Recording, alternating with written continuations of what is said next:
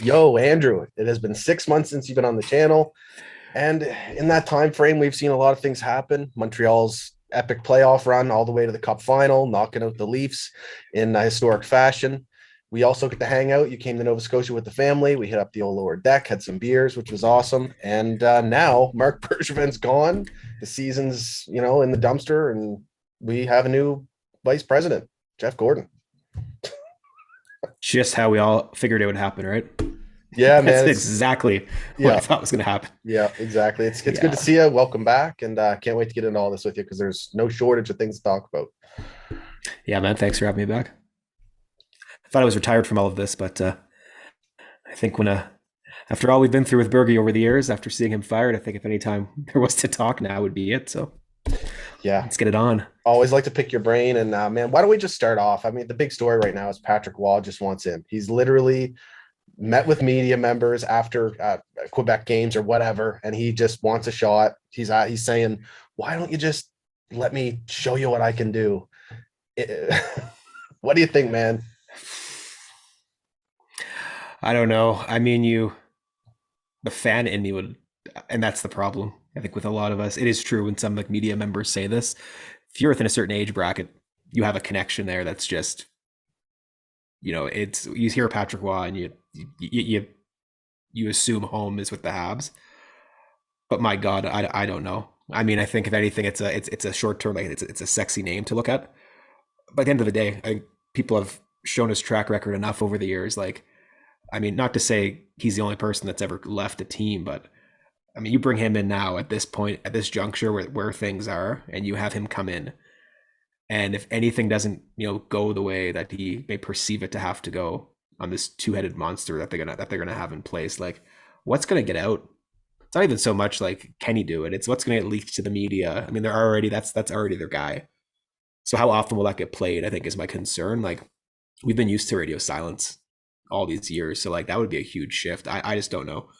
I think maybe there's other positions for him. Maybe coach is more ideal, but yeah, I don't know. I think it's just it's a sexy conversation is all it is. But Yeah, for sure. I mean, I guess we shouldn't be surprised by the big push, especially by the media, like you said, the age demographic, and he's got the experience, which some of the guys that are queued up to maybe take the position of GM don't necessarily have. I don't know if that's a good or a bad thing.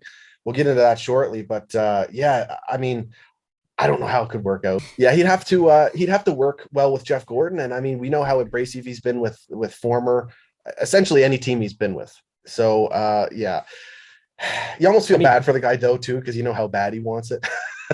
I mean, like there's a thing with I mean, first off, we're bringing in if I find it so hypocritical that people want someone who's had QMJHL success to be catapulted into the management position of the Montreal Canadiens when they have a coach who they want fired, who had the same similar QMJHL success, not maybe not the same level like on the management side, but still, it's funny. Like, careful what we wish for. Yeah, Um, yeah, exactly. but on another note, like this whole two-headed monster thing, like it can work. Do people understand like large corporations and how they operate? Like, you have heads of departments. Now they have what they have to do is figure out the structure of it all. But you can certainly have a GM and a VP who are working together on different things that have to like coincide with each other for some of these decisions. But the final say is with the GM. Like it can happen. I I don't Yeah, understand some of this struggle I, goes with. I know exactly what you're getting at because we're already seeing they're just Gordon is just going to be he's going to be the guy in charge and his GM is going to just be the puppet master. We're already seeing that type of line in the sand, and they're equating it to not hiring Patrick Waugh. They're almost trying to make their imprint on the organization, and it's Yeah, I don't know. You just have to expect it at this point. But this is what Jeff Gordon has to realize he's getting himself into. This is what Marc Bergevin has fought against in the past. And I don't want to go too heavy into Berge because he's gone. He we got to look towards the future. But he was a lot of the stuff you hear now is that it's a breath of fresh air that Gordon can speak to the media with, a positive energy and all this stuff. And I love it. I'm excited for the future. I really am. But at the same time, I mean, have fun, going through whatever you're going to go through in the next year or two and maintaining that level of, I don't know, sometimes these media guys got to be put in their place. We're already seeing what happens as soon as Bergevin's gone and that they know he's not there to shut down their crap. You know what I mean? You know what I mean? You know what? Challenge every, yeah, okay. The viewers of the channel, go back and look at 2012 Marc Bergevin interviews and see what was being said at that point and see how he was conducting himself. He was very friendly with everybody. There was jokes, and look how that's changed. And ask yourselves why. Like Like, it's honeymoon again. I gotta see. yeah, Yeah, to your point. Like, oh, it's so nice to be transparent and honest.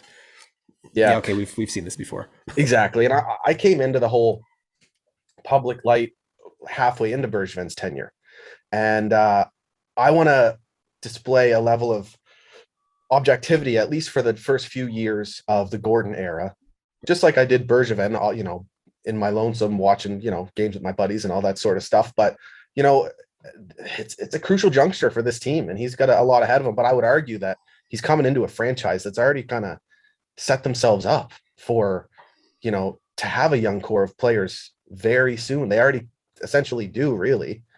The team has already been drafting, the last 3 years. Bergevin has already been looking towards that next crop.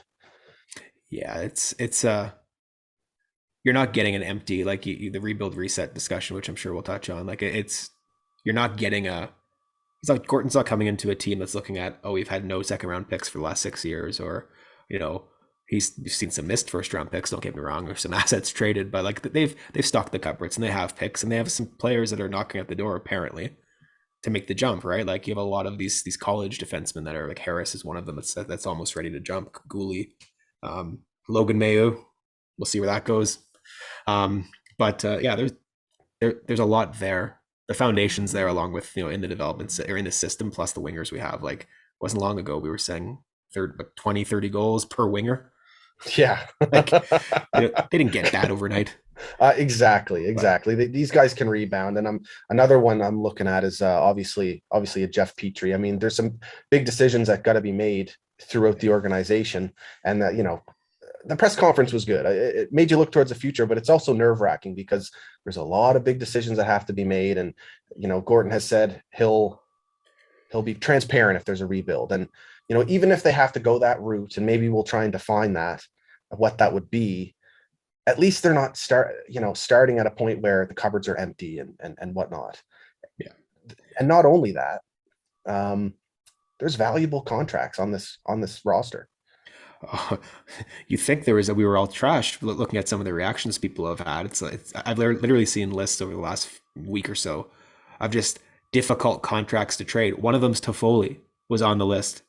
Like, pretty sure when that was signed last year, that was considered the bargain of the summer. Um, Exactly. And then when you start like, thinking about retaining some of it, then you have this like extremely valuable trade piece yeah, at the upcoming deadline or in the summer or what have you. There's options for Gordon, definitely. yeah, it's but like back to so with Gordon, with the GM side, Yeah. who do you because like before any of this happens, well, Right. I think we saw the waiver claim today with Kale Clegg, which he might hit on that. We'll see what You the may as kind of eye, well, and right? we'll see what kind of eye for talent he has in the waiver wire. I mean, maybe he does have a pretty good history there. I don't know. We know Bergevin hit a few, but we'll see.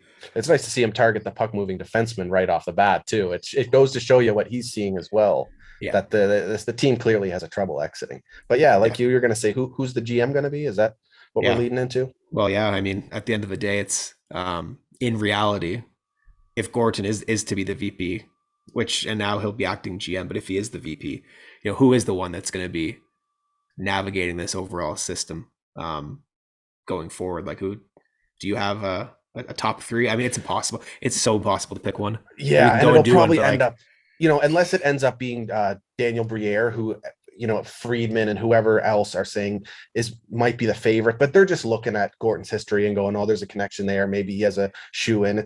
I think it's total farce. It could be anyone. It could be someone no one has listed, or it could be someone who we've coveted already. But I'm glad you brought up the part about the whole puppet master thing, or the GM's going to come in and just do that, because I think it would be a huge missed opportunity if that is what they did, and I highly doubt they would. I very highly doubt they would. But just to punctuate how crucial it would be to have Gorton is extremely experienced and deserving to be a vice president. So then to bring in someone, ideally for me with experience, because I read somewhere recently, I think on the R Habs subreddit, every single general manager in the NHL currently had experience as an assistant GM or hockey ops Hmm. at the NHL level prior to being a GM. Every single one. So for us to be the one that kind of barks at, like, puts that trend to the side and hire someone with inexperience and be like, shit. So for me, that means Daniel Briere is out of the running. He's ran an ECHL team for a couple years. What are your Yeah. thoughts on that? I mean, I'm anybody that, and this is strictly from the personality standpoint or respect of the Habs aspect. If people are going to say that Patrick Waugh should not be near this team because of decisions he made against the Habs, you want Briere in, who declined the team until he was an aging vet who played here for, was it a two-year deal he signed at the end of his career? That he played one of them. Like, I don't know. I respect to the guy for what he's doing in the minors, but if you're gonna go and look at him, well then give Joel Bouchard a call for me instead. Like, we can pick other people that have gone and done some building too. There's other Exactly. people there. I mean, again, it's the New York connection. People are This just, isn't, yeah, this isn't just any general management position in the NHL. This is the Montreal Canadiens. I yeah, mean, I think it was pretty rare for even like a Mark Bergevin to get the position as a rookie GM. yeah, Do they go with another one, even though they have Gorton in place? I'm not so sure. But at the same time, they have to speak French. So you're limited to who yeah. you can hire. So some of the other names, Martin Madden Jr., that's one, from Anaheim, strong drafting history. And he has been at the NHL level, for For many years. a long time. Yeah. So for me, that would be a favorite, but I just don't see how you pry him out of Anaheim. There's a management position there. He might that might be his home at this I point have in a time. I have a dirty theory. Go ahead. Dirty theory on that. So his contract, if again I could be mistaken, I'm just waiting for someone to correct me. But I read that his contract is up at the end of the 22 season. Because he was earmarked to be the GM in Anaheim. But when Right. Murray got it's Murray, right? Yeah. The GM. No, he Bob got Murray. when he Yeah. got canned, they didn't put him as interim GM. They put the other guy in. And then the rumors were swirling that Bergevin was interested in a California job. Yeah. Now gets fired. Like, you're just wondering. Like, I mean, if I'm him, that's quite the cushy GM job if you're going to go somewhere. But is Madden the, first question? Why? Like, why is he overlooked? Is he not the leader, the guy? Is Right. that not his in his trait? Like, is that not in his toolbox? But two, Has he peaked as a scout, head scout, assistant yeah, like, GM type? Yeah. is that his niche? Like, or is he just waiting for a true opportunity, like Julian Breezeball was, right? Like, so, to come in and somewhere else and kind of figure it out. But I don't know. It's either he's gonna be expendable or he's gonna be GM there. It's one of the, he's gonna resign or he's gonna get released. It's almost how it's that's kind of where Yeah. it's going. But Yeah. yeah, I could see Bergevin as GM for Anaheim as well. Like, I think the way he thinks hockey is how they have as well. The big defense, the skilled forwards type. yeah, And maybe it just makes sense for Madden Jr. Who knows? Maybe it's a dream job for him. And yeah, he wants to come to Montreal and yeah, do it. yeah, But who else? I mean, there's some. Matthew Darsh. That's another one. I mean, we've heard that name a lot. yeah. Darsh is there. I mean, like, Briere, I don't really want to talk about. I mean, I think, like, we have, he could be. I think I'd need to be sold on him, which is fine. I have no problem So accepting yeah, it if he is there. Patrick was the other sexy name. There's been a few agents that have been leaked, but I mean that kind of goes against what we were just talking about, like having yeah, something there. exactly. And then what did Gordon say? Something about he may hire someone that's out of the realm of whatever he said. Yeah, Someone you wouldn't expect. That might lead to the agent thing, but I still, like you said, I don't see yeah. it. He keeps saying outside the box, which is where and this would contradict what you're saying, but if it is outside the box and they are going to Yeah. in fact bring in someone and groom them, because I guess the only way you could convince a GM or GM to be to come in and work in a structure where you have someone kind of Right. overseeing you a bit would be if they don't have too much experience. Like, that would be the only way you could do it, I Yeah. think. Um, Sell it as they could be the one to take over, maybe as well at yeah, like, some point. we're gonna grow you. There's a transition plan where he, like, will kind of be more involved for year one and then kind of like step down or kind of step out. Um, like that would be the only, like, if that kind of is their way, maybe that's when you look at a guy like, I saw Kevin Weeks speaks French, and Kevin Weeks to me would be like, I mean, the guy's like plugged in when it comes to the league, Yeah. smart, like, a smart man. Someone like him or like a Mark That's a Denis, yeah, like, exactly. I love both of those names.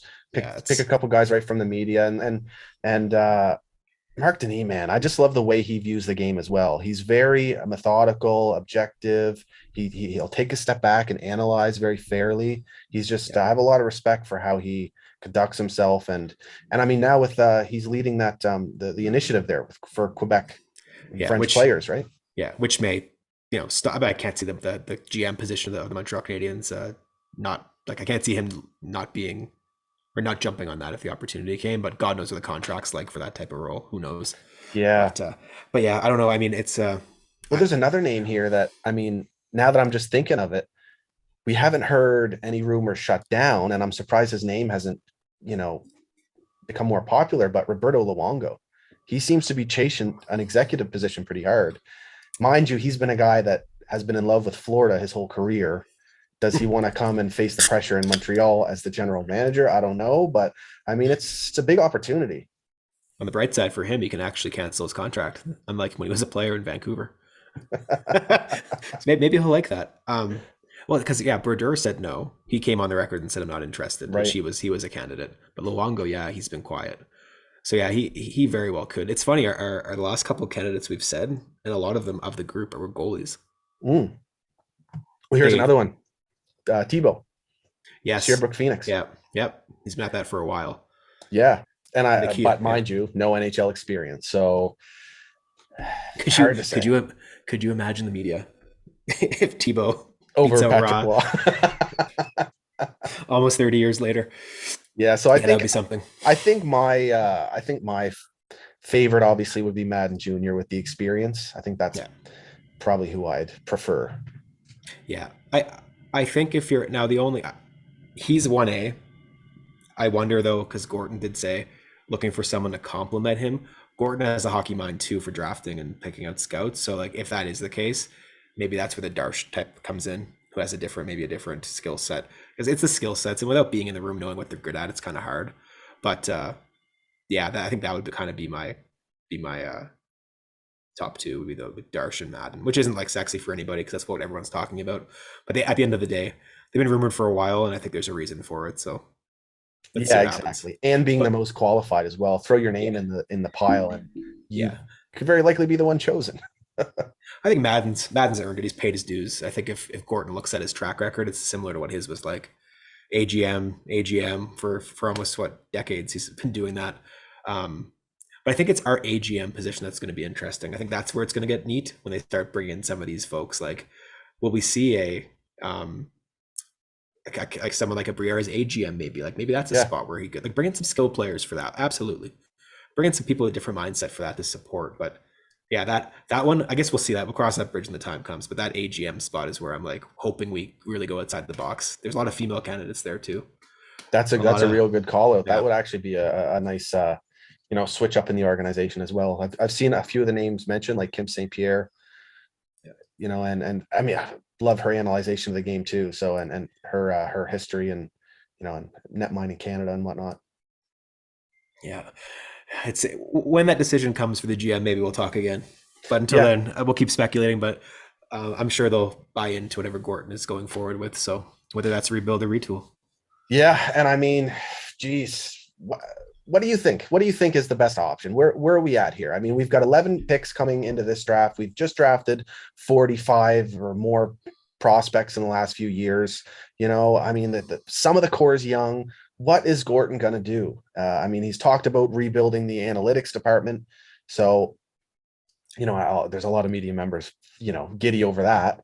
It's not like Mark Bergevin wasn't using analytics, but he definitely always parlayed it with it's just a tool. So maybe some decisions are, more likely to be made with analytics thought in mind. But past that, I mean, what are your thoughts? So we've abused the term rebuild. We've abused the term reset. So I'm going to say a new one: restructure. I think Yeah, that's going to be what he's going to be after. Because at the end of the day, I don't think the team isn't as bad as they're playing. they're injured, they're wounded, they're walking wounded, but they're not as bad as they are playing. But they are flawed. Yeah. The team is flawed beyond. We've been saying it for months, and it's the record will show it. But yeah, the draft picks, the cupboard's full. They have picks. If development is part of their fix, then develop what you have, because you probably will think you have some good players because people did when they were drafted. Like some of these kids, Riley Kidney, Sean Farrell, Farrell. Yeah. like all the Quebec players that they're like three out of the top. Like Kidney's in Yeah. there, but they're Joshua three of the top Waugh 10. is one of them. Yep. Is Simoneau in there as well? I think Yep. it's so like you have there's there's some skill there. Now let's get it from where it is to the show. So anyway, I think a restructure is going to be going on here, and I think you're going to see what he's done in other teams. I So totally agree, man. A restructure of the NHL roster, and then a heavy focus on development of what you already have, and a big focus on scouting. You briefly touched on it. You know, it's not just the GM coming in; it's AGM, a whole new scouting department, which is completely brand new for this franchise. Trevor Timmins has been around forever, and we have Grant McKegg, I think justifiably defending Trevor Timmins to a point because, and I've seen articles defending Bergevin as well. I think it's fair because those two are taking a lot of heat right now, but I think there's a lot of pieces currently within this organization that are going to lead the next crop or the next era of yeah, the Montreal Canadiens forward, thanks to those guys. You know, Trevor Timmins may yeah, have a good ability to find NHLers, which I think you can't argue against, but yep, he struggled finding those elite, skill players. So hopefully in the last few years we found some, but that needs to be the focus, is building within. yeah, definitely. And I mean, the last few years crops will be judged in a few years. Like we have, it's supposed to be 5 years. Like hell, the Kakaniemi draft shouldn't even really be judged until a year from now, but you can kind of see certain things. Timmins, yeah. I mean, it came to a point where we started saying it's Timmins. He'll. They restructured things. They put in a combine in Europe. They did this. They did that. They put in more money into local scouting in the queue. Like we're gonna hit. They have a whole new um, what's psychological or Right. test that they Yeah. had the players do. Like I don't know. Maybe that thing was the killer in the end. I Because mean, those it led to things. picking Kotkaniemi, who then they had trouble with, Yeah. turmoil with, I mean, which that should sometimes have. yeah. Sometimes you want a brute, like someone who maybe is, has some rocks going on in his brain, like a Kachuk to come in and just play for your team. Like you need that arrogance, a clueless arrogance sometimes in your team. But I mean, the other part, like we can say what we want about Timmins. A lot of bad luck, a lot of injuries did Yeah. come, a lot of shit drafts, Yeah. like to be honest. But he did And like drafting late and drafting because of late a success, lot, yeah. Yeah. And I was a Timmins supporter for a long time, but I think the last 2 years is it's like okay, enough here. Like stop getting the safe defensive pick and Yeah. start getting Exactly. A lot of safe picks. Yeah. yeah.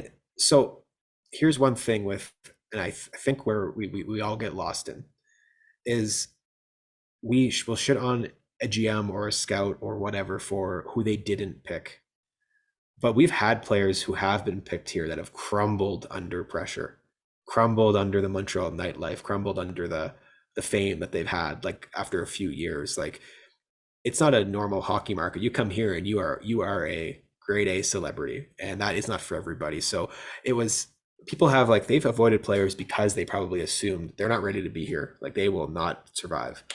Which, kudos in a way to them for the kid because that could ruin players' careers off the get-go. But Gorton said that about like supporting players coming in better. So I'm hoping that they're going to pick the best player regardless, and then they're going to work with them to make them a successful human, like in the city and on the team, like as opposed to avoid that because you think they're going to. Right. Right? Does that make sense? Like It makes a ton of sense. And I mean, for me, I mean, or to me, that is the organization's responsibility. And if they have fallen flat on that in the last however many years, then, they are to blame. I mean, they really need to be supporting these kids. I mean, it's not their fault that the Montreal market is insane. I mean, and, it's not their, choice to be drafted by us. So mhm. the organization needs to support them. And that was good to hear from Jeff Molson as well, focusing Yeah, on mental health. Same thing with, it's been one guy in charge, Bergevin, and now he'll have the team. So, yeah, you got to love that. I think that's a step forward for sure. yeah. Yeah, it's hopefully will open the doors for some new type of personalities getting drafted. Yeah. But Yeah. Now to me though, I mean, a rebuild, a Montreal Canadiens rebuild would mean Carey Price is dealt. I yeah, think if that is done, I think that is when we can say, okay, to the definition, this is might take a little longer than we yeah. suspect. What was said? Gorton said something with Renault Lavoie today that they would talk to. Not that they have a path forward yet, but they would talk to all the veterans with long term contracts and see where they are. So you can read into that what you want. I think that's just due diligence to talk to players and see where they are. Yeah. But yeah, I maybe the rebuild, restructure, reset is just hinged on does Carey Price want to be here or not? And if he doesn't want to be here, like say he says, you know what, I'm given everything that's gone on, maybe he and Bergevin being gone because that was a very tight connection. Maybe that would Yeah. be a key decision there because yeah, if he's gone, who do we have? There's goalies available they can go trade for, but I mean, conspiracy theory here. What really went on with the expansion draft? You know what I mean? Was that almost Carey Price's easy out of the Montreal Canadiens? Did Marc Bergevin see his tenure coming to an end regardless because of his contract situation? I mean, there's a lot going on there. yeah, I've also thought about did he set himself up, with Deneau going to LA, but that's a whole other that's a whole well, other Bush. story. If he goes to California, he'll have either Bouchard as his coach or Deneau as his second line center. Yeah, literally set himself up through a 4D chess. But I don't say it just because if we're rebuilding that, I would say Price is gone, but I don't say that just because it is Carey Price. If you look around the league right now, it doesn't matter how good your skaters are. Like look at the Leafs. They're still getting absolutely elite goaltending from Jack Campbell. The best teams in the league have the best goalies. And if Carey Price could stay and be that for us, I'm still confident that he can get there, especially if what he's been through has held him back in the regular season. Yeah, Um, which you have to but think it did. yeah, I'm sorry, we have to think it did. He's been saying himself he's neglected himself for too long. I mean, I guess all those questions that we all asked, why is why is the play erratic? Well, maybe that's why. That's that, if you're piecing things together, I know I'm speculating, which I shouldn't be, but let's be honest. That's you can dial it in for a time, which he does in the playoffs or tournaments. But given everything that's gone on, if he's gonna learn to live with those struggles and those demons, I mean, we may have a more consistent goalie in the regular season, which if anything is more of a reason to see where he's at, and if he's ready if he's in it to win it here, well then we do what we have to do that. yeah, and I think my preference would be for him to stay. I think if ultimately Gordon decides and his GM decide that a full tear it down rebuild or a massive restructure isn't necessary, I think they'd be able to sell Carey and saying, we could turn this around in a couple years. Maybe not right away, but a couple years, and you'll still be more than capable to play. And it kind of, I know a lot of fans might not like that because they've been clamoring for a rebuild forever. But the thing is, a lot of these people are missing that we have been rebuilding the last 4 years. We've been to a cup final, but really the actual management side of it and the player movement and all that, outside of some, wingers that we've brought in to win now, outside of Yeah, that, they've still been building for the future. So I think it can be turned around. And like you mentioned, there's a good crop of UFAs along with what we have within the organization. that's just it too with the price to win. We've paid fuck all. Yeah. Like he's literally hasn't paid anything more than people bitch about the Dvorak trade, but you should be very happy of where we are in the standings right now if that's the case because you're essentially paying, and as long as Carolina keeps doing what they're Thank doing, you. a late first round pick and a late second, I believe it's Carolina's Yeah. both their picks, right? Okay, For a 20 goal scoring center who is yeah, lights out in the faceoff dot and may have just struggled finding his game in and I Montreal. You know what I and mean? I I think he has value. and I've watched him play in Arizona, like out west, because I see him in Calgary, and I've went to Arizona quite a number of times over the years, like seen him play. And like this, you when he's productive with the right type of wingers and the right type of system, yes, he is a better player than he was showing in the first little while here. But everyone's playing bad, Yeah. so it's they take it for what it's worth. But yeah, people complaining about the first being picked. Okay, well, it's basically a second. So let's go get a real first from someone else to counter that. We trade someone like a Ben Sherrod, which I'm sure is coming. So yeah, we haven't paid anything over the years. Like even when we went all in, what did we pick up? Merrill, Yeah, Gustafson. We didn't pay anything. We paid fifth nothing. round picks or whatever it was for that. The first, we've never like paid anything. And I've been saying for like 2 years, now's the year we're gonna do it. Well, we've never done it with picks. So yes, he's never actually, like he said, he would never mortgage the future in any way, shape, or form to win. Bergman said that, and he kept his word that way. So yeah, we are in good shape in terms Yeah. of that. So and this year, what a good year to have a good pick. Yeah, exactly. I mean, like you mentioned, that's such a good point. It worked out perfectly for that trade in a vacuum because I mean, regardless of how Dvorak has played so far this season or how the team success has been with his impact, he is worth way more than a late first round pick and a second or whatever. You know, that like we get to keep that lotto pick. You know, Yeah. the trade could have worked against us somewhat, or it could have been fair value, but he's worth more than what we're ending up going to be giving up for him. Oh yeah. Yeah. I mean, Boston was rumored to be after him as their 2C. So if a contending team like Boston was after him, like things have to go in perspective with some of these players. Like he wasn't a garbage pick. He was a pick because he was an attractive piece that Arizona wanted to get rid of the salary from. That's what it was. So that is what it is. Good player. Yes, the season has been terrible. He struggled out of the gate, no doubt. It wasn't the player when they got him, but at the start of the year, like they've hoped off the get go, but nobody was. So anyway, yeah, we're definitely in a good spot, and that's why I keep like that. If Price is in there, and we say Price, but like Gallagher is another one, and Petrie, like those are the three-headed monster of our long term like veterans. Yeah, I mean, this is a weird one, man. For Jeff Petrie, it's so strange watching him play, man. It's all in the head. His skates are still moving well. His legs are moving. You know, Yeah, he's cradling the puck well, and he's finding space. But I just find like his decision making has just gone in the shitter. And on the plus side, though, you can get that back. And yeah, obviously there's some injury stuff going on, and maybe the increased role or something played a part. But I mean, he is way too good to just be this bad. yeah, and to it, like we all have to understand too, like us as fans, how quickly last year do we say the Weber, or not we, a segment say Weber was done, Weber slowed down, it's over, he can't keep up, Petrie's number one, Right. and then now you find out he's playing on one leg and he's, and his career's over. Yeah. But I mean, Can't we are quite play, yeah, can't quite play on one leg as well as Shea Weber could. yeah. So like on one hand, how wrong were we for Weber? Like Right, fans, they exactly. were. So Petrie, like yes, he did not anticipate, I don't think, going into this season, shortened off season, and then being the guy on the back end with no partner that he had Exactly. before. Without his partner as well on Yeah, top of it. and just um, and I'm sure our opinion on coaching won't be the same. We'll get into that, but it's it's been bad all around. Like so he just off the get go from the year was not the same when he came out of it. Maybe the injury didn't heal. Maybe he got banged up early. But yeah, I don't. I'm glad you said it. The speed and the hands are still there.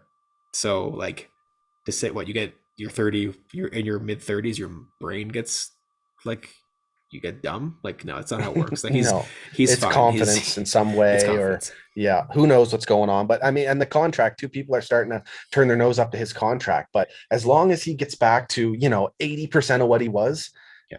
that's a damn good contract, and it's not long term. So No. I feel like he might be a guy, as long as he wants to stay, could be a guy who's with the team for another couple years. Maybe he comes a trade piece down the line, but I suspect he'd be part of it moving Yeah. forward. And Gallagher, honestly, a very quick cover. And I have a lot of buddies of ours that maybe don't agree with this. People think Gallagher, his best years are behind, and they're like, you know what, enough of this. Every time people write this guy off, he ends up being he's the heart and soul heartbeat of the Habs within 2 months for whatever occasion. Yeah. Now this year there's no playoffs. Um, he's not getting injured on most of his plays. Like he has some, like gets banged up here and there, but his hands aren't getting hit with slap shots. So like, Right. stop your worrying so much. He didn't just deteriorate overnight. Yeah. He's bouncing around line to line. There's no consistency. But Gallagher, like again, he is, unless they say we're going rebuild, which selfishly I want to see him win a cup. Yeah. He's good. He wants to win here. Like that's we Yeah. wouldn't have signed that. No, and Like he enough. lives and breathes the Habs colors, no doubt. He handles himself with such professionalism. You can tell that his goal is to be, I feel, to be captain. I think he wants it. And I wouldn't be opposed to it either. If he's sticking around, I think he would be the guy. And Nick Suzuki is definitely making a case, but in Montreal, I don't know if that's where you really want to do that to your. I mean, how long has it been since we have had a 1C? Do you really want to just pile that on No. them too? And Gorton development talk, they're not going to do that to him. Sorry guys, but like I think This early they're in not. his career? Yeah, he was already upset when he thought that numbnut who threw the jersey on the ice was a Suzuki jersey. Like he was already, you could tell he was like rattled about that. What a shame, eh? What an absolute fucking joke. That just so embarrassing, man. Like I don't want to. So this is not a call out for violence. So no one assume it is. Don't radio me. But if you ever see someone throwing your team's jersey on the ice, like one, it's bad enough that we're now in the same boat as Toronto. Like that's bad enough as it is. But if you see someone doing that, just intervene. Get in front of them, make sure that their face is now scattered on social media in some capacity, embarrassed on what they've done. You don't have to do anything. Just Exactly. get in front of them and confront them. Somebody will get Make a it a video. scene. Make it a Make it a scene. scene. Someone will get a video, whether it's the broadcasters or someone in the Yeah. stands. I agree, man. It's a Yeah, joke. it pisses me off. Like, and not the videos of like, oh, he threw a jersey. Like, just showing the like look on their face when all of a sudden they realize, oh shit, like you're disgracing your entire team, like the entire organization, the history. Like, yes, the team sucks, but you know they suck. Don't spend the money. Don't gamble if you don't have it. If you don't have any money to burn, like you knew what you were getting into. Like, what? Why are you throwing jerseys on the ice? Yeah, at the time, and not only that, the timing made no sense. Oh yeah, The organization had already acknowledged that this isn't, going our way, and they made changes. They brought Gordon in. Like, what does throwing a jersey on the ice do, man? In general, league wide, I fucking hate that shit. Throwing yeah, jerseys. There's kids all around that can't afford them. Fucking go yeah, donate it. Like, what are you trying to do? Get attention for yourself. And then when it comes to the Habs, man, the logo just means so much more than just yeah, one season. Literally, just got to a fucking cup final. Most storied franchise in the yeah. league, in the history of the game, what they do for the community. It's a fucking Oh joke. yeah. All Whoever did it, because and if it's truly that douchebag on Twitter, shame on you. Seriously, it's an yeah, absolute disgrace. I honestly hope I have no if that is a burner account that I have no interactions with the actual person. If I do, it'll just I don't. Yeah, I'll take measures that Yeah, way. But it's yeah, embarrassing. Like if you're another, if you would go to a football, either European football for soccer or for like NFL, and someone did that, you, like understand that. Like yeah, and those soccer teams, like I feel like Montreal is the closest thing to like a soccer team in that respect, like that like tradition and the culture and everything that's in yeah. there. Like you do not get away with that. Like they like that is just not that will not fly. And again, I don't the violence part for me is you don't need that in the stands. Like don't be a meathead. But no, definitely. You know what? We all have a voice. We can all get in the way of people, embarrass them because they should be embarrassed. Because if they want to take that step, well then screw them, I embarrass them. guarantee you about 98%, 97%, maybe I'm being generous, of the Habs fan base do not stand for that type of Mhm. bullshit. It's not a coincidence that a jersey has not been thrown on that ice to this point ever, Yeah. considering what we've been through. It's not a coincidence. We don't do that shit. Yeah, it's a respect thing, and yeah, that account anyway. By the looks of it was like didn't tweet for months, and then all of a sudden this is it bragging to Yeah. every radio station trying to get a like God knows if it actually is that person. It could end up being Yeah. someone completely different. What a joke. But anyway, Yeah, future captains, yeah, Galley, and yeah. then if he's around, then Suzuki. And I mean, back to Gordon. Do we trust this guy to put us on the right path? Is this the guy? Like, what's his history say to us? That Oh, what he's going to do moving forward. I mean, who's he going to build around, etc. Where's his I strengths going to be? I think with him, like we're talking these hypotheticals, and we think that it should be a restructure as opposed to a rebuild, unless there's some sort of. I mean, Price is the key cog, but those three players, if they want to leave, then it makes your decision a bit easier. But he is going to be the guy, like to go in there and say, like, put the cards on the table. He's coming in. He's not gonna. He just seems like he's the type. He doesn't get rattled. Like if they want the questions, he's like, no, I'm going to figure this out, and then I'll let you know once I figure it out. Which is what good businessmen do and good leaders do. They come in and they assess. They don't just come in and change things. So people need to stop with the, oh, I want this person traded right now, or I want this coach fired right now, and I want this and that. No, he's going to come in, assess. That's what they do. That's what good leaders do. So the fact that he's saying and like looking like that feels like how he's going to be. And then if you look back at New York, like he's going to figure it out. And if he does feel that in the end, you know what, fans might think we have some good prospects, but I think this is shit. If he does think that, like even if our quantity is garbage, we don't have much quality Right. in there. You know what? We'll see a letter. We'll see something because that's what Right. he's going to do. He's going to set us up to let the fans know here's what we're going to do. And I think whatever, I mean, for me, if he says we're going to rebuild, to me, he's done due diligence of checking in with the key players we just mentioned. He's checked in with all the system, with the coaches and stuff, and says, you know what, this isn't enough, and he'll make the call. And if it's a restructure, he'll make that call too, and you'll start seeing the moves to just kind of tweak, which he's very good at doing those types of moves to tweak, and he'll spend to do it. Also, something we're not used to. But yeah, Yeah. what about you? Yeah, no, I think it's the right. I think it's the right hire. He's got a Yeah, great track record. He's clearly made a lot of good relationships around the NHL. Around his peers respect him. He's got the history of jumping into Boston, the draft picks that he's gets credited with. Um, the Marchands, Lucic, was Bergeron one of them, I think, as well. Yeah. yeah, yeah. That was one of the So startups. and yeah, and then he goes to the Rangers, and like you mentioned, he can always bank on that he's been there before and he's made that decision before and he's been transparent about it. Yeah. So if he decides, he'll go that route, but otherwise, don't expect it. But yeah, no, I like it, and it may be that this is just the Habs way of having an Anglo in charge. Having the best uh, man possible, and not to say that again that the GM's going to be a puppet master, but they've got an English, a guy from Boston leading the way here in Montreal. maybe Knuckles and Island moving up for the GM position. That would burn the entire city. Um, Two boys from Mass. Gordon is just a sucker for punishment. If we're honest with ourselves, Boston, New York, and Montreal. Like, could you pick any like more Yeah, frustrating markets to go to? I mean, the guy any lasts in those markets. I think the New York thing was just basically their owner is a bit of a hothead, the same way that Carolina one is. yeah, Mind you, he's actually rich. Um, but yeah, he got canned because he didn't like the letter about Tom Wilson that went to NHL. So I mean, yeah. like he would still be there, I believe. Now, I mind you, believe so too. I remember thinking at the time, man, like it's so strange to fire yeah, the man in charge who's doing a great job yeah, just because of that. I guess he really did ruffle some feathers with Gary yeah. Bettman.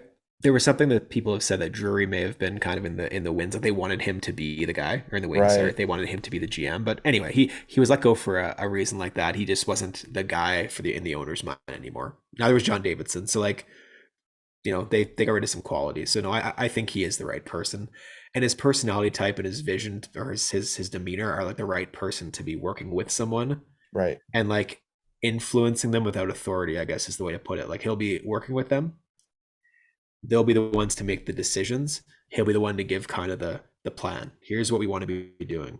You go do it. You go figure it out how it works into this, and use me as a soundboard. I mean, he said it himself.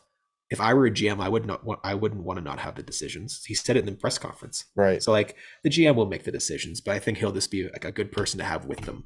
He seems like the right type. Yeah, yeah, for So, sure. And so we'll see.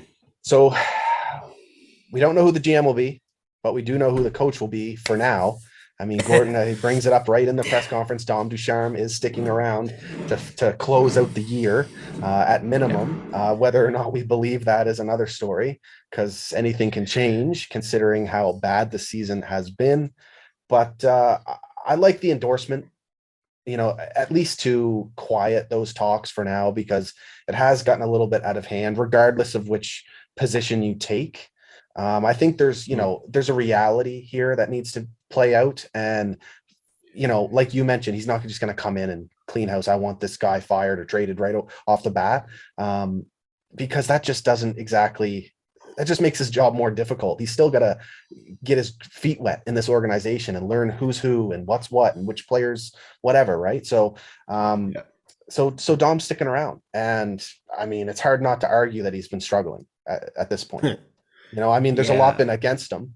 I'd like to at least give him the benefit of the doubt that there's been so much that has gone wrong that as a rookie coach, that's a kind of a lot to deal with, lots of waves, in terms of since Yeah. he's taken over the cup final and what have you. But Yeah, it's I respect how he handled the jersey throw. I think to start there, I think that was if any positive thing can come out of that jersey throw is he handled it with pride. I like the quote. He left it alone, but then he mentioned he loves that jersey and whatnot. And to be able to send that message when you just get a new employer, I think also, because I'd like Gordon to understand. I'm sure he does, but the the Canadians mean so much to Quebec, and they mean so much to us as fans. So Hmm. anyway, what are your thoughts on Dom? Oh boy. Hmm. I okay, I'll say this first. There's a lot of people I respect. There's people I have no respect for at all, on social media that just cannot stand the coach, which is fine. This season, you know what? Like if you're a fan, you just don't want to see the team in the disarray that they're in, and all the players struggling. Because if all the players struggle, there might be a root cause there that the coaching systems are not good for the player. But it's when I hear that the coach didn't have anything to do with the Stanley Cup final push and the cup run. I cannot, like, even I just, my eyes can't roll any farther back anymore. Like, of course we had vets that were locked in and ready to go. But if coaching didn't matter, the teams that have the McDavids on them and the Crosbys over the years that have been stacked would just win the cup Yeah, in spite of the coach. So like someone's making the line combinations, scratching the players at the right time, matching up, putting bench game management. plans together. Yeah, things are happening there to win some of these games. And like with that, it's you can't on one hand say that coaching had nothing to do with the playoff run, but has everything to do with the reason why we're so bad this year. Like it just does not add up. Like you have to at least accept the fact that coaching was good in the playoffs, and that's why we went that way, and that's why he was extended. And then we also have to accept the fact that coaching is part of the problem where we are today. So, like I think that's where my biggest issue is. It's just you can't just pick pick Yeah. what is the issue, and what's not. So, yeah, I start think there. I think a lot of us, watching from, our couches or whatever, from our living rooms, our bedrooms, our man caves, you know, our knowledge only goes so far. So, how can I sit here and question, the coaching decisions? And, Yeah, I'm willing to meet everyone in the middle that, the coaching hasn't been good this year. We can talk about, assignments and minutes being spread out, rookies not being played enough, not being given enough of an opportunity, especially when the season is now lost. But, you know, yeah, there's so much at play. And I mean, you're as much as you're trying to win,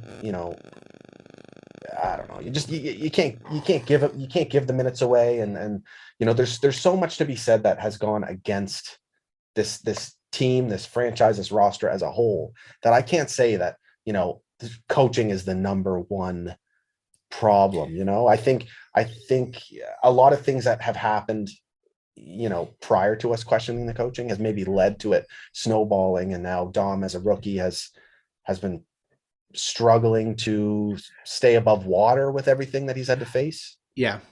I I I think with him, so you have a GM that has a rookie coach that's starting his first full year. He didn't tweak the team to support a coach with a rookie coach with the team.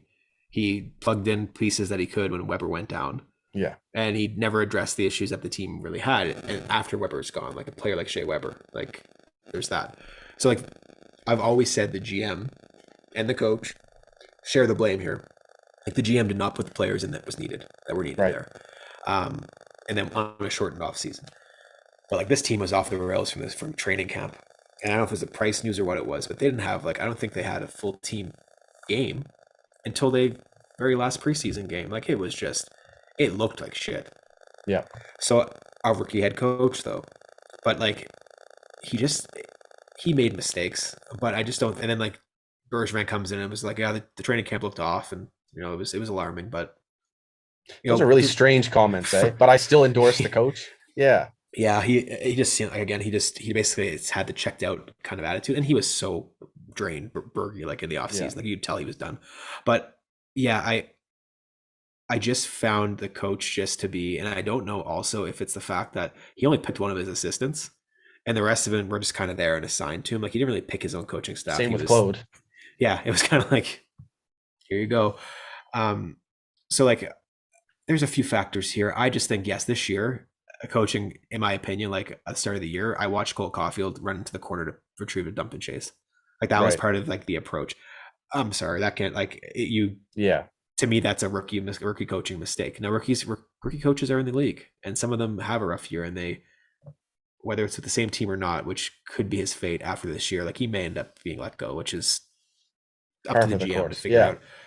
But no, he is not the problem of everything that goes on there. Just like Claude Julien was not the problem of everything that was going on the ice. Like every loss is the coach's fault Yeah. every time. Yeah. I think there's something to be said for one, the like you mentioned, you got to give him some credit for the playoff run. Okay. And then there's you got to give him credit for struggling to start the season. So it kind of cancels out. I think he deserves a benefit of the doubt to at least audition himself when the expectations have changed, because this season has Yeah, not gone the way they expected it to. But I mean, you can equate that to the defense being unable to make a clear pass up the ice or skate up the ice, support their forwards. We've mentioned it already that all these wingers and all these forwards don't just lose the ability to produce offense all at the same time. yeah, It's just it hasn't gelled, and I think if you see him, or I think if you see some of these young kids take steps forward, like the Paling and Romanov and Caulfield, for this second half of the season, that would be his audition to at least get another chance next year. That might yeah. not be the way they go, but it's there's just so much has happened, man. I mean, that's a difficult way. As much as a cup final appearance is great, to start your head coaching career in the NHL that way under the microscope and then crash like that. Yeah. I I'd th- like to see him have the chance to level things out here. I think for me, there was a quote that came out. I don't know if it was an interview with him when he was in the queue still, but it was something along the lines of how he coaches, and he's very like he always wants to outcoach the opposition. Like like that's just and you can tell, but he's a thinker. He's always kind of trying to figure out something, and given the fact that it seems like the D is speaking Spanish and the forwards are speaking Mandarin, you wonder, did he overcomplicate things? Is the message just not getting across? Like, Right. is that the issue? Or like, is his messaging not getting there? Does he have the right people with him? Other Right. questions to ask. But you know what? We're saying Gorton and maybe the GM are going to be the ones coming in here. Let's let them make that choice. I do think he has to be better as a coach. I said like Dvorak was a better player. All these wingers are better players. It's not all on the players. It's what the system. If I'm going to be consistent with what I'm saying, it's the system being put in there has a lot to do with it. So I do hope that when things change, like when some of these players get moved out and the game plan is key, like brought down from leadership, that we see some seismic changes here because things can't go on this way, especially if it impacts like the development of Caulfield and players like that. Yeah. Yeah, exactly. I'm hoping that a change of expectations or change of goals for what this season is for this Canadians team really helps Dom refocus what he's trying to do. Yeah, And I think once we get to the deadline, minutes are going to open up because guys are going to be shipped out. We're likely going to see Ben Sherrod out the door. That's going to open up some minutes for some of these defenders, for example. yeah. Romanov, I saw today. Actually, two things because I want to back up your point as well. Everyone's saying Caulfield's development. I just said it could be impacted. I think I saw a stat after the game. He has 5 points in 6 games. Right. You wouldn't think that, but he's silently doing his thing without Yeah. being, the guy to game breaker. Romanov had 26 minutes tonight. Yeah. Oh, yeah. like, like again, Suzuki injuries and 25, I things like think. that. Yeah, Yeah, but Romanov is an example right there of a player that just, unlike Kotkaniemi, didn't bitch. And exactly. I know this is hypocritical now because at a time you and I were hopefully Yeah. he's the Getzlaff, can end up Yeah. Oh, being a yeah. Getzlaff Yeah. for us. So down to the nitty gritty though here. Who are we keeping? Who is on the way out? Who's your core moving forward? No, this is not for the faint of heart. So are we doing this in a reset or a rebuild angle? We'll start with what was your word? Restructure. restructure. Yeah, If yeah, if that takes hold, I'm charging yeah. people. So okay, so on the forward side up front, I'm gonna maybe stick to who's out, like who I would say is expendable now. Right. Um, so right now our biggest problem is that we have too many fucking wingers. It's just Yeah. too many. We have and too many high paid wingers. So Whose uh, primary ability is to score. yeah, They're all the same. there and there. But in this case, I am going to rip the band-aid off and expose Jonathan Drouin. I Ooh, think I am. While I'm a huge fan of his, I, I just think his future is best somewhere else. Given the fact that we have like what else we have. He's a playmaker though, so we may that may come to backfire for me. But Drouin, that he'd be offloaded for a piece that we need. Um, Armia, I like Armia. I think for playoff runs he's great. He's a big body, but he just doesn't give it every night. And quite frankly, at 3 point something million, not for me. So he'd be out. Lekanen, again, for me, trade him to a contender. Trade him to a someone who knows what he can do to you. Trade him to Vegas. Vegas needs someone like that for their run.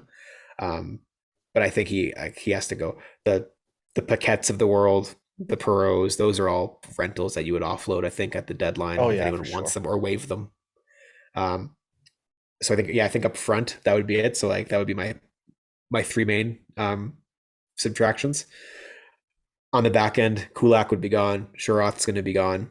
Um, I think at that point you'd leave it at that. I'd actually keep Savard, which I know is going to people are going to think I'm nuts, but we don't have any right hand depth. So until they do something to insulate behind Petrie, and even if they do, Savard is a number three, Yeah, right hand defenseman, ideal. great. But yeah, so Drouin, Armia, Lekanen, uh, gone. That's a good chunk of change there as well. Paul Byron would stay for me. I think Paul Byron is what we're missing on this team, and if we want to play fast and skilled, that's who we need. So yeah, that's my restructure trades. I don't think Allen goes just yet. Maybe next year they'll trade Allen, but yeah, that's Yeah, mine.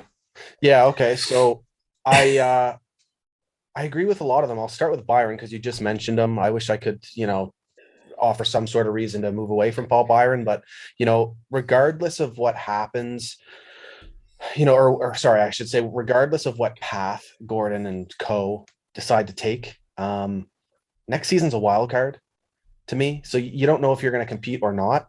So that Yeah, kind of leads me into saying that, oh, and regardless of what happens, it's you rebuild or restructure. You need the leadership. You need a guy like Paul Byron. yeah, Um, and it leads into the goaltending situation as well, Price and Allen. If Price is sticking around, he's not a 60, 65 game guy anymore. You know yeah, what I mean? If you want to get the best out of Price, you need him to have some rest. So that would mean Allen would stay as well. So I'm with you there. Jonathan Drouin's a hard one because, yeah. dude, it's like, and I'm the same as you. I've wanted him to, explode in Montreal for forever. I've wanted him to reach that full potential, but it's at a point now where a fresh start might be what's best for him as well. But and you already mentioned it. He's a playmaker. The team lacks playmakers. So by giving him up, then you're severely weak in that type Yeah. of play style, which I think has been one of the key cogs of what's holding us back. The defense not being able to move the puck, and a bunch of forwards who have stone hands and prefer to shoot, but you need someone to set the plays up, right? So so would you? Because I mean, we have one too many. So like, if you Yeah, look at on the right hand side, it's you have Caulfield, Anderson, Gallagher. yeah, Um, and on the left, I guess you can swap Anderson and Hoffman, Durant to Foley. yeah. Like that's a lot of There money is, tied yeah, in it is top all, nine. yeah, it's definitely a lot. And I just think if we, I'm hoping Gorton shift, which looking at how he used to do trades, like he goes for quality, Right. where Bergevin was a quantity guy. So yeah, I don't know. Hoffman, if you would have asked me 2 months ago, I would have said like, oh yeah, Hoffman, just move him to like he's a hired gun. Move him on to the next team. Right. Maybe it's Toffoli in the end. I really like Tyler Toffoli. I think him and his wife have been a great like addition to the team. But that's kind of who you're weighing in. Like Caulfield's not going anywhere. Yeah. Anderson's a beast. Like he's staying. Yeah. 100%. Toffoli, I think it would be stupid if anyone said, like, if you go back like 4 months ago, that if someone would say trade Toffoli, you'd be probably slapped. Um, so it's kind of like Drouin and For Hoffman. yeah, so for me, yeah, geez, man. My odd man out, I think, is I don't know. It's so hard because I prefer Toffoli over Hoffman, but Toffoli's contract, they essentially have the same deal, but one is 1 year shorter, and that's Toffoli. So I'm not so sure he can be in the long term plans anyway. Mm. Plus, I think if you retain just a little bit of his salary, and it's because it's so short term, he could be worth so much in terms of future assets, even at this deadline, because you wouldn't just be trading a rental, he'd be a rental plus a season at a really good price tag. And he's, a proven winner, Yeah.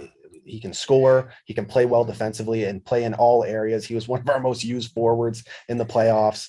So only because his contract's a year shorter, he might be the odd man out for me, especially where Hoffman might be harder to sell because he doesn't have those, extra qualities that Toffoli has. You might just be Yeah. stuck with that gun, like you mentioned. You might just be stuck with having him as a weapon for the next few years on a fairly good contract. So for Yeah. me, Tyler Toffoli would be the odd man out. Jonathan Drouin, I think almost for himself, it might be worth shipping him elsewhere. And his contract only has a year on it as well. So I'm not so sure Yeah. he's going to want to stick around either. So I think you could get value for him, whether that's this deadline or next as a rental.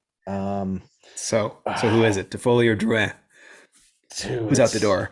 it's so difficult, man. Gorton's going to be the currency guy. Like he's going to be Yeah, after the best. So I mean, and Drouin though has speed, he has skill. I yeah, mean, he's the type of player that we'd want to be targeting. I mean, it's tough though because I watch him play yeah, and it's giveaway city. I mean, and Cole Caulfield's going through that a little bit now as well. But with yeah. that dynamic offense, you get those types of plays. I don't know, man. It's so difficult to try and. I know certain people. If you say Toffoli, are going to snap. Oh yeah, for sure. But realistically, But he is 29, and he'll have. So I guess he has 2 years after this one. Geez, so I've got that wrong. That's tough. So I don't know, man. Drouin, I guess in that case, Drouin is the easiest one to move because he's the one with the shortest deal. You know, yeah, Defoe he's has. younger, and Yeah, I think he's gone. Like I look what he went through. Come yeah, on, like if you're struggling somewhere, do you really, regardless if you've done good things, and he'll always be in the Montreal community. I think like he's just a good yeah, human. But God, if you can go play Colorado with McKinnon, your buddy, or go play somewhere else in Florida, like you can like, go play hockey and enjoy yourself. yeah. Um, but I just think for me, like Bergevin made the trade for him. Bergevin was not going to trade him. Bergevin's gone. Drouin, who I am a huge fan of, I just think you look at everybody else and you look at you weigh it out like you just did. Like you literally just talked yourself in and talked yourself out Yeah, of I trading someone know. else instead of Yeah, him, right? So like Gorton's going to look at that, I would assume, and say, okay, what's the best move to make here? Now, someone might come for a huge offer for Toffoli for the reasons you said, and okay, take it. But because Gordon goes after centers in trades, he gets them when he wants them. yeah, and we need one because I think as much as we've defended Christian Dvorak, I think he's best spent in a third line center role and getting Yeah, assignments where he's taking extra draws and what have you. I think if you have Suzuki and whoever in your top six, an actual point producing center along with Suzuki that can take away some of his responsibilities as well, I think then you're looking good, right? So yeah, it's definitely an area that needs to be improved.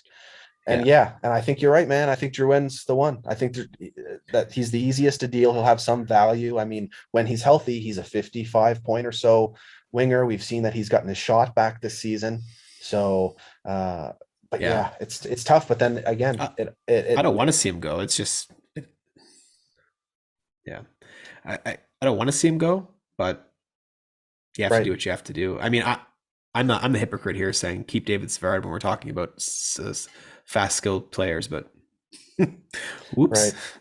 Right. So yeah, but I'm with you on Armia as well. I mean, he's up there in age. He's on a I'd say fair market value contract. I think a lot of teams will covet what he can do on both sides of the puck. But again, the consistency thing, it has not it's never changed. He's been in Montreal for a while now, and it's continuously been, you're going to get that strong defensive play, but you don't know the type of offense you're going to get. I wouldn't be opposed to keeping Lehkonen because he holds value to a team that's competing, and he still has age on his side somewhat. But I think he also holds a ton of value, and he's a very cheap RFA that could bring in a lot. So I don't know. I Yeah. think you're right on that too. I think both Armia and Lek are on the way out. It's I don't know enough about the Gorton. I keep saying Gorton because that's who we have. But like, were they a three offensive line or traditional two offensive line checker and then a responsible fourth line? Like that I don't know, but I don't think you can have a team as your core that has Lehkonen, Byron, and Armia on it. I think No. those are the players you go out and get like what Tampa did. Coleman, um, Goodrow, like those Maroon. That's the kind of guys you go and get when you're ready, when you're a contender. Yeah. You don't keep spots for them. You No. like sorry to people who like Lehkonen. He got us into the cup final. We'll never forget that. But if Dano can go, so can he. Yeah, exactly. And you can't be paying these guys, when Byron's making 3.4 or whatever, and Armia's up at, over 3 and Lex over 2.5 or so, and Yeah, an RFA going to be looking for some money. I mean, it's just redundant. It's the same type yeah, of depth. And if we're not going to be, see, that's the thing. We don't know if we're going to be competing or not, but regardless, I think you want to open up some minutes for this plethora yeah. of talent you should have ready to Now that make the jump here soon. Now this is restructure talk, right? So like we're gonna Right. we're gonna get rid of some of these guys. It's gonna some tears will be had. Some people will have meltdowns. Fine, but what's what comes back that could be cool. But Paul Byron is UFA in 2 years or after next season. So Right. like theoretically, you would assume he's not going to get 3.4 million. So you might get him back on the cheap given his age. Right. Um, I think that's at end of the day, it's Byron or Lehkonen. I think that's your pick. Yeah. And the other people go, but I go Byron over. That's me an too. easy That's choice for me. me. That's me too. And But he's we're been old. committed to Montreal for many years. And he's again cut from the same cloth as Gallagher. It just Yeah. conducts himself with a level of professionalism that I think breeds true. There's a reason why he's been wearing an A that long. And we Yeah. consistently see him, advertised or in these situations where he is being a leader on the team, in the community, Yeah. in the room, you know, fighting back from I injury in the think gym. You always see him. He spends the summers in Montreal. He's committed. that's the point right there was who do we, and Morad, friend of your show, Oh friend of yeah. mine. That's what he always says is who do you see in the media in the summertime in Montreal doing like seeing kids and stuff? It's Paul Byron. It's always Paul Byron. Yeah. So yeah, I think now it's no longer Bergevin, so we'll see if he still has that connection. But I think he loves the city. So, Yeah. but yeah, So yeah, restructure wise, I think that's kind of. yeah, I and mean, then defense. I mean, Ben Sherratt. I think we're going to catch a lot of value for him this trade deadline for sure. He does a few things very well, and some others good enough. He's got a great shot from the blue line. You can't take that away from him. And he's tough to play against in front of the net. I think he's, once he gets into the playoffs too, you've seen he's committed and he can be, a pillar for your team in that yeah, type of that type of style. So the just knowing we'll likely add a first round pick for this upcoming draft is very exciting. We'll be able to mhm, bank some more talent right off the bat. And you know what, David Savard, we just signed the contract. I don't think you're going to be able to move it. yeah. And he's a righty. We don't have a lot of them. It's exactly what you said. So he's going to be sticking around, and his play hasn't been awful as of late. It hasn't been the greatest, but it's No, still, it no. is what it is. And I don't know. I try to keep finding ways to like this guy, but it's it's It, been it, it's hard. I, been I it's think been he's in tough. over his head. I think, Yeah, especially with Jeff Petrie, absolutely just losing his game completely. We have, I mean, it's pretty bad when David Savard is potentially having a better season than Jeff Petrie. Like, how does that even? Ben I'm Sherrod is having a better season than Jeff Petrie. Like, what is? that's I'm I'm willing to give guys like David Savard a actual like, especially because we're gonna have a very long off season. So like Yeah, giving them a chance to like actually recover. Like he's another he won the cup he didn't have a good offseason at all. He's not exactly a light man. He No. plays heavy, but Yeah. I feel like he's been playing a little bit better. I mean, he's not great, but he can't What be can you moved. Let's do? be honest. Yeah. So Joel Edmondson, I would say he's sticking around for another year. He brings some stability. He's a veteran. And I think that's a guy that I think they're going to count on him. I mean, he's in the organization for now. He's locked up, and when the time comes, maybe they'll get value from him at a deadline here soon if they're not going into a playoff run next season. But for now, I'd be hanging on to him. And Brett Kulak, I could see him out the door. I mean, he's a UFA. Why would you re-sign him? I mean, he's been here, this long already. So definitely. But it's good to see Romanov taking steps forward, being given a bigger role. I think being coachable, like you mentioned, has been a huge part of that. Um, but, dude, I like Chris so Weidman. I like Chris Weidman. I'm with you there. So Yeah. I'll let you just finish your point, and then we're just going to do a little exercise, and we'll see who you like more. Yeah. So for a team that really cannot move the puck and they don't have anyone who's, a bona fide power play quarterback, Chris Weidman has done a very respectable job.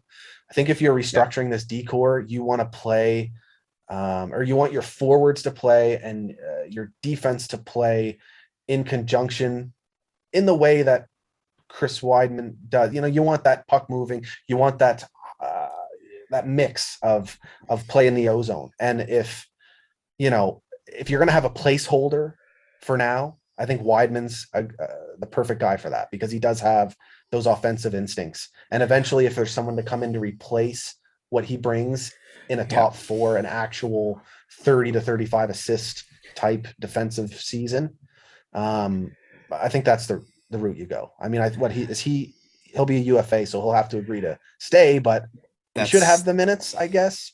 But he might just go. Who knows? that's just it. So like, do you think he actually might fetch us a pick, a pretty good Hmm. pick. Now, why I say that? So to recap for you, we're pretty much on the same page. Drouin or no, I think you ended up being Drouin, right? I think we ended up kind of Yeah, aligning together. I was mixed up with how long Toffoli's contract was. So that's Okay. the big thing. So I think Toffoli and Hoffman are probably sticking around for now, and Okay. Drouin would be the odd man out. Yeah. So now we have like a good top six wingers, and then we have kind of Gallagher settling in on that shifting role, and then defense is pretty much the same. But we need to find a playmaker, and essentially that Yeah. would be a center because that Yes. would be the hole. So your So I'm gonna second line center would have to be a a playmaking first playmaker, type player, I guess. which we haven't had. Like Suzuki plays it pretty well, but we haven't really Yeah, had a good one. like a So Backstrom, that type. there's names 40, here. 50 This assists. is Yeah. where it gets fun. This is where it gets fun. If we can make these types of things happen. So I'm gonna list a few names. I'll start on the D side because we just finished there. Yeah. It's like I came prepared for this. This is Um, UFAs, right? Unrestricted free agents. yeah, this Just is saw that. this is rare for me to actually come prepared with something. So names like Latang, names like Subban, I had to say it. Names Yeah. like Giordano, Letty, Klingberg, Goligoski, Lindholm, Ben Sherratt. No, we won't go there. Chara, no, God, no. But just from a points perspective, you have puck moving defensemen. Actually, it's funny. Chris Weidman is number 7 on the list of points from UFA defensemen coming up. Yeah, you know So what? to I your think you're point, right, man. He could be the guy that just fetches a pick at the deadline, whether yeah, it be second or not even second, but a third or a fourth, like the Gustafson type for us last season. John Klingberg, I cannot believe may go to UFA, and this is pending UFA, so that might change. But like Jeff Gorton has gone after puck moving defenseman. He just got Kale Clegg, who he might change our thought on a lot of things. Let's keep expectations in line here. We have a shitload of left hand D coming Yeah. of kids, Yeah. Oh, yeah. but John Klingberg, all of a sudden you have to pay in the money, which is why the money has to go out. But that's an option. Yeah, man. He's got size. He can move the puck, and he'll be highly coveted as an Yeah, unrestricted free agent. It'll be very difficult, especially as a right-handed free, defenseman. yeah, But that's exactly what we need, especially with, yeah, like you mentioned, the pipeline of lefties coming up. You know, yeah. yeah. that would be He's my a big target one as there. well. Yeah, and Letang. My God, I Letang. mean, I mean, if the rumors of that agent, Kent Hughes, I think his agent is Elliot Friedman said something tonight about that. So again, one of many names, but that's his agent. If he becomes GM, well, now a hey, little older. You little know, yeah, that's might not be the route they go. swan song. Yeah, Um, so that's on D. Like I like Klingberg. Colin Miller's another good one. Like there's options there, but like this guy's going to be after the speed and the skill. I think more so than the brawn that we've had. But if we have Edmondson and Savard there, we have the size. yeah. I don't want to go back to like the 2008 version of the Habs with no size on the blue line, getting steamrolled every night. Like No, I want some beef, but yeah. so There's still value to have that size, but yeah, that's at the same time the it is so crucial for you to have puck moving yeah, defensemen and offensively dynamic offense or a defenseman in your core in yeah, your top pair. You're both your top pairs. You have to have it. definitely. So now if we go up front, this is where it gets really intriguing. And again, you have a salary cap, so we gotta, you gotta stay within the realm here. But um, we're talking about playmaking center, so or just forwards in general, like marquee names. Well, Malkin's there. I don't think he's going to leave Pittsburgh, but Evgeny Malkin is UFA end of the year. Right. Claude Giroux, UFA. Playmaking center. Ryan Getzlaf, who somehow found the fountain of youth this year. Yeah, another playmaking center. Yeah. I don't think he's the option though. But No, I don't think so either. But my guy, who I hated, I've liked, and I think it's time if they can do it is Kadri. yeah. Oh yeah. I I, mean, I mean, pain in call the me ass. crazy. Yeah. Yeah. Hard to play against. That's an identity type of player. That's Yeah, a, you know, and I mean, it's crazy to say that with his past and the history with what's gone on with him in the playoffs. But I mean, how old is he now? he's. You know what? This is He's gonna in his make you feel. prime, It's gonna make you feel very old because I right? didn't know this. He's 31. That's crazy, I did man. I not know remember when he this. first got drafted in the Leafs. That's Yeah, so nuts. he's getting old, but I mean, he's a guy who's emotional. So like, if he had a chance to go play for his childhood team and get vengeance against Toronto, Yeah. like he is vengeful. He is again. Yes, he's definitely. We've made fun of him over the years for getting suspended over and Well, over again, uh, but I mean, we know how one of our division rivals handle confrontation and intimidation when it comes time to play real hockey. So it might yeah, be especially who he yeah, used to play for, the exact team I'm referencing. Yeah, yeah, he's defensively responsible, so that takes some of that, responsibility away from Suzuki, even from Dvorak as well. You don't need Dvorak on your penalty kill if you have Nazem Kadri in your lineup. So exactly. And there's other options here like that might work. Like Strom is there from New York, who Gorton actually paid a good chunk to acquire from Edmonton, was it? Anyway, he ended up yeah, getting to New York, so he's UFA. So you might maybe go back and revisit that too. Like he's maybe a cheaper version. Thomas Hurdle's also there. Like there are centers galore that yeah. are UFA. So there's light in this tunnel. That's why I like this restructure thing. I'm like, you got the picks, you hit on the draft, get rid of the right players and define your actual core, and then go fill the damn voids. Like, Yeah. but anyway, yeah, this list is insane. These guys will get signed in some cases, but until they are, Yeah, we'll fantasize away. Yeah, yeah, but yeah, yeah, man, it's nice to have something to look forward to this season. Now it's, as much as I mean personally, I thought the Bergevin era was as close to a success as it could have been. We had the Eastern Conference Final with the first core that he came in and had to patch up. And that was exciting. We could have gone further if not for the Carey Price stuff. We get the Cup final, the apparent miracle run, but I think that team was capable of that from the beginning, as long as they yeah, just got in. It was a really, that build came together at the perfect time. And not only that, you've already mentioned it, we didn't have to sell for the run. We've been building, we've got a large prospect pool, a lot moving forward. But regardless, it's nice to have fresh perspective, new set of eyes, new yeah. front office, new scouting staff. I think there are a lot of fans. I've bickered with people over the years who now I'm kind of just, it's nice to be on the same page with them and just being kind of like green, I guess, and not Yeah. in the know, or not having a side to choose from right now, because we don't know where this team's going to go the next couple of years. We don't know the decisions that they're going to make. It could be earth shattering. We could see Carey Price out the door, which is insane. Um, I mean, it'd be hard, definitely be hard to do that. You'd maybe be talking Yeah. retaining salary and stuff like that, but Oh God, yeah, yeah.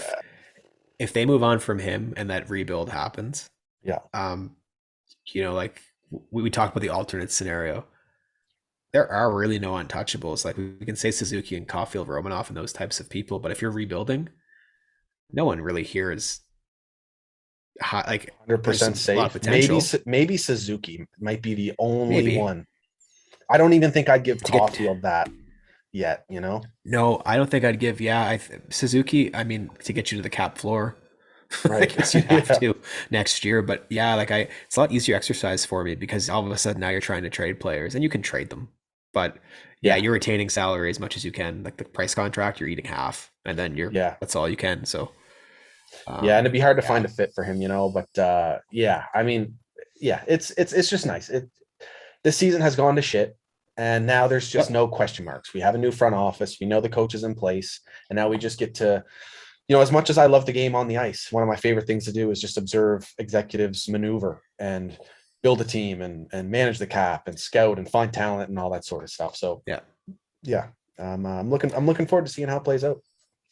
yeah. I mean, let's be honest. I miss every game anyway. I only watch what I can, and I try to like fill in the gaps. But every time I come back to the TV after the first period, we're losing by 4. So I don't watch too much hockey, but I'm ready to get closer to the trade deadline and start seeing what's going on here. So now I am going to a game in January Oh, for a nice, bachelor party in Montreal, so sweet. Hopefully, it's a win. won't matter. Yeah, But yeah, so aside from that though, like I'm on cruise control now. Let's just play this year out, see these trends starting to form, um, see what kind of identity the team gets, yeah. and And go I from mean, there. Jesus Christ, that's a big one. Identity. Michael Pezzetta draws in. He's dropping the gloves, trying to fire the boys up. Love what Yeah, he brings to the roster. And as long as we just see progression from Ryan Paling, which we are seeing right now, he's actually getting a serious look at the NHL level. And so far, he's I think he's doing well. I mean, it's taken some time this season for him to figure it out, but he's getting there. He's now on the power play and making some good decisions out there. And as long as he takes step forward, Caulfield, Suzuki as well. And I just hate seeing the guys just fucking pissed off, yeah, down in the dumps, depressed. Like that's the big thing, is the expectations and the goal for the season needs to change. Get better every day. Look forward to what's ahead.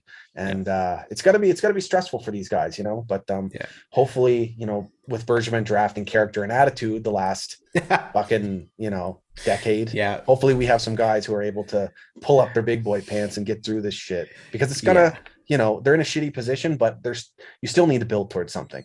You're still a Montreal Canadian.